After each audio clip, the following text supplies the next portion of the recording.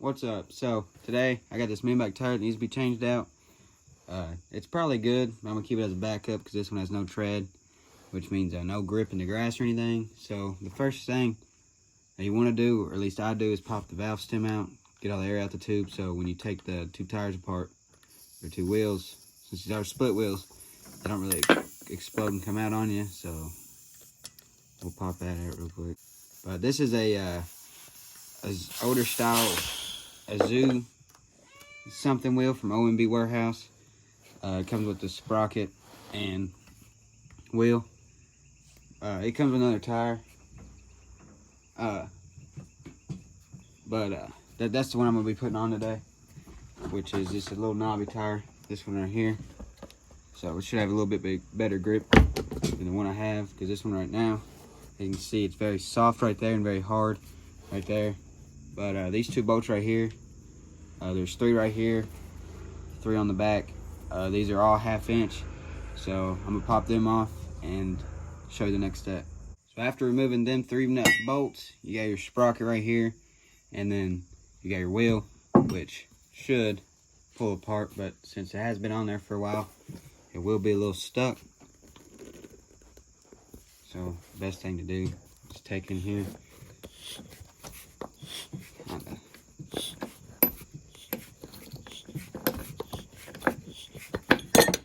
and that piece will fall out. So yeah, this other side here, same thing really, but you're gonna have it's gonna be a little harder since you ain't got nothing on the back there. So after removing it, you can obviously see you can't really feel it, but it's very soft. Well, on like the inside or the outside right here where there's more tread, there's definitely a difference. But I got this wheel, and I will be putting in a new tube because I do believe I pinched this one. But I got the new tube right here, and here's the tire I'm putting on. Just a little tread tire, some of you get from TSC. If you do order these set of wheels right here, which I believe is a Azoo something, you can get them from like OMB Warehouse. I think $100 a wheel. At least the back one was with the sprocket. This is the wheel you will get along with the tube with the hardware. So that's what I'm putting on this. But before I put it on, I'm gonna clean this because it's kind of hard to clean on the bike. So I'm just gonna use some brake cleaner and rag, kind of get it up, all cleaned up, so it look better when I put it on. All right, so these obviously look a lot better after cleaning them just with brake cleaner and a rag.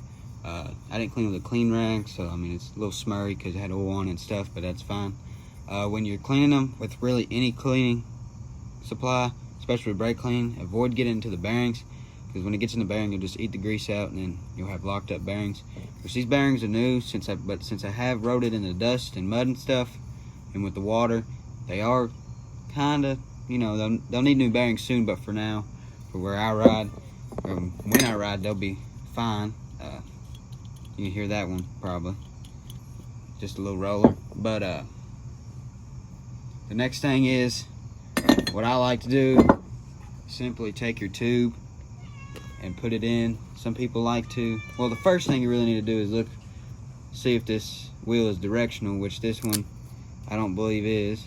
But like the wheel I took off was directional, and the reason for that is they're supposed to wear a certain way and rotate. So if you have it on the wrong way, you're not gonna get as good tread. It'll wear differently and wear unevenly. So check, there should be an arrow or something, but this one does not. So seems to be you can put it on either way. But first, put your tube in, or what I like to do is put your tube in. When you put your tube in, make sure it's all flat. Some people like to put a little air in it. You can. I don't do it, and I've succeeded without doing it for a while. But you can do it your way. So after roughly getting your tube in, next thing you want to do is look at your wheels. And on the wheels, you'll see that it'll have a little divot. Some will have a hole just on one side. These are split and they're different styles, so it just has this little nudge. You want to have that nudge align with your valve stem, which will be the best way. And then as you're putting this in, you kind of want to move the tube around so whenever you put them together, it won't pinch. If it pinches, your tube is bad. So you don't want to do that. That means you just have to spend more money, and that's never good. So after doing that, you want to look and make sure that the tube is not around any of these surfaces where both of the rims are going to meet. Which this one, it looks fine. I'm going to put it together. but you just want to make sure, like up here, kind of move it down some. I took the valve stem out and put just a little bit of, blew a little bit in there, and just to kind of air it up so it get a better, you know, move around better. But you just want to make sure it kind of looks something like this, you know, maybe move it around, try to tuck it down in there. One thing that I've seen that works is using a size 2, one bigger, just so you won't have as much trouble. That's what came out of this, the one before, and it worked perfectly. So after getting that in there, getting the 2 wheels together, one thing you want to make sure you're doing is putting the valve stem on the opposite side of the sprocket. That makes airing it up in the future a lot easier, because well, you can't really get to it, as you can see in there, but there's a torque out there somewhere for this. Last time I just tightened it down roughly, and it worked for me. So I'm gonna get this tightened down and then just get it aired up. So after getting these tight down roughly, we're just gonna air it up here. So I put a little bit of PB Blaster in between here just to kind of help it slide on, so it's easier on the tire. But the hard part is kind of holding it. Since it ain't got no air in the tube, it's a little harder for hold the valve stem still. They're gonna want to air that up till it slides on. Almost there.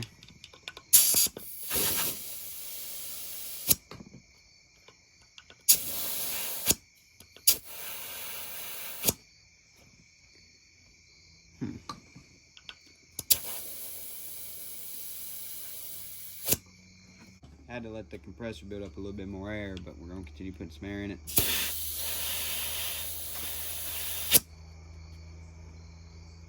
A little bit more.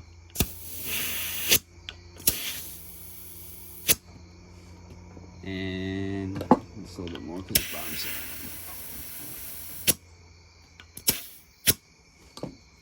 Alright, I think that'll right there to do. And then after that, you just want to let just a little bit of air out, just so if you have a hard tail or just like a hard, no suspension on the back, having a little bit of air out of your tire acts as kind of like a suspension. You don't want it, loose or flat, but you do want it just a little bit not as tight, so or not as tight, not as filled up, just so you have that little bit of play. But after that, you just kind of want to let it sit 10-15 minutes and listen and feel. Make sure you didn't pinch it, because the last thing you want to do is get your tire back on your mini bike and have a pinch tube the next day, flat tire. But yeah, that's kind of like the basics, or how I do it. I don't think this tube is pinched, but I'm just going to let it sit. I might have to add some more air in it, because as you can see, maybe not down there, it ain't quite, mated good to the wheel. So I might put just a little bit more in there, try to get it there, but you don't want to put too much, because one, you blow this apart, or you'll pop your tube, which neither is good. Both are going to cost you more money. Alright, so after letting it sit for a little bit, I hear no leaks, see no leaks, nothing like that, feel nothing. So I think it's good to put back on. But as soon as I sell this RCF frame, I will be getting a stage 2 kit for the motor. So expect a video coming on that here sooner or later. But yeah, I'll show how to do that. I never did it, so I'm not really show, but go along learning. And yeah, just a learning experience for everybody, I guess. But yeah, that's how I change my tires. It seemed to work, and it seems to keep working the last couple ones. Your wheels are probably going to be different. I just got this one because it looks better, and well, I wanted the nicer looking wheel to go with the older bike I got. But yeah, that's how I change my tire. You can use it or not, but that's how I do it, and I found it the easiest way. But yeah, sadly I broke the mini bike. I was doing a little burnout in the yard, and when it did, it broke out from under me, and it hit the exhaust, came back, and it flew about 3 foot in the air, and landed on the carb.